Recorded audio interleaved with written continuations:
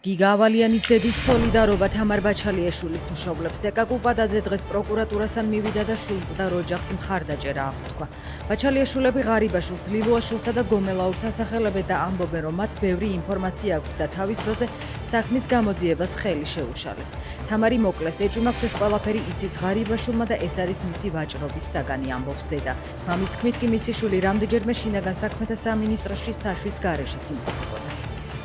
პირადად მე და ხელისუფლება უკომპრომისო დაუპირისპირდით კორუფციას, მზად ვართ მსგავსი ბრალდებებისთვის, აცხადებს მდინარაძე ღარიბაშვილის პასუხად. ექს-პრემიერთან დაკავშირებით დასმული კითხვების კონტექსტში მდინარაძემ კორუფციაზე გაამახვილა ყურადღება. მის მიზნებზე საუბრისგან თავს შევიკავებ, პატიმრობაში მყოფი კაცია, ამბობს ის.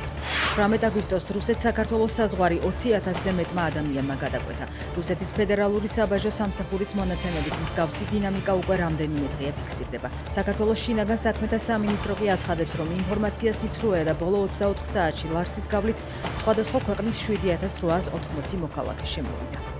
თქვენგან უკან არავინ დაბრუნდება, სანამ ამ პუნქტს არ აიღებთ. ისმის აუდიო ჩანაწერებში, რომელსაც გერმანული გამოცემა ასაჯაროებს. ველტის ინფორმაციით უკრაინელმა სამხედროებმა გადასცეს ფარული ჩანაწერები, სადაც ისმის, როგორ აიძულებენ რუსი მეთაურების სამხედროებს იერიშებზე გადასვლას. უკან დახევის შემთხვევაში კი დახვრეტით ემუქრებიან.